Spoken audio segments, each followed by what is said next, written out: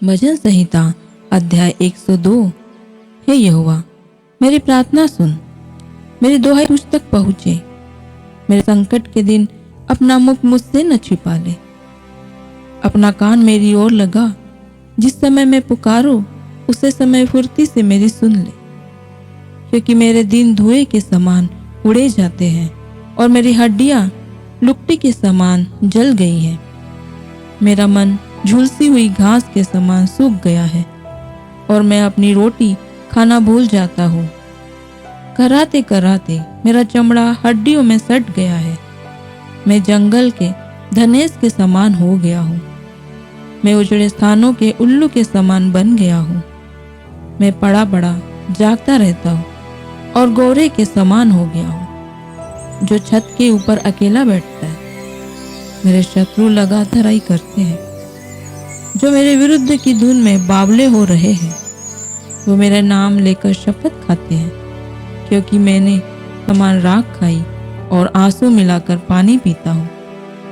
यह तेरे क्रोध और कोप के कारण हुआ है, क्योंकि तूने मुझे उठाया और फिर फेंक दिया। मेरी आयु ढलती हुई छाया के समान है और मैं आप घास के समान सूख चला हूँ। परंतु हे यहोवा, तू सदैव विराजमान रहेगा और जिस नाम से तेरा स्मरण होता है वह पीढ़ी से पीढ़ी तक बना रहेगा। तू उठकर सिय्योन पर दया करेगा, क्योंकि उस पर अनुग्रह करने का ठहराया हुआ समय आ पहुंचा है।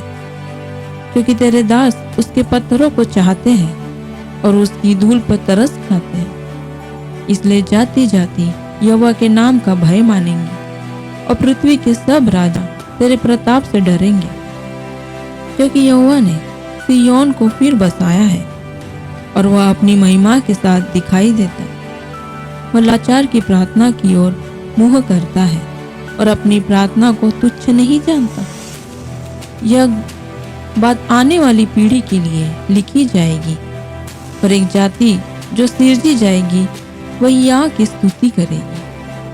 क्योंकि यहोवा ने अपने ऊंचे और पवित्र स्थान से दृष्टि करके स्वर्ग से पृथ्वी की ओर देखा है, ताकि बंदियों का कहराना सुने और घात होने वालों के बंधन खोले और सिय्योन में यहोवा के नाम का वर्णन किया जाए और यरूशलेम में उसकी स्तुति की जाए।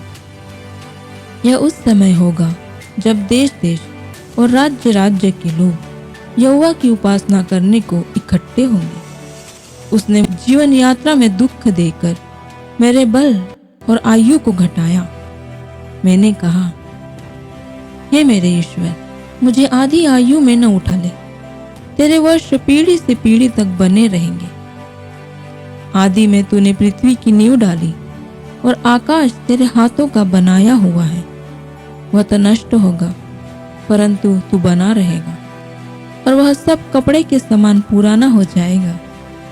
तू उसको वस्त्र के समान बदलेगा और वह बदल जाएगा, परंतु तू वही है और तेरे वर्षों का अंत नहीं होने का। तेरे दासों की संतान बनी रहेगी और उनका वंश तेरे सामने स्थिर रहेगा। आमीन।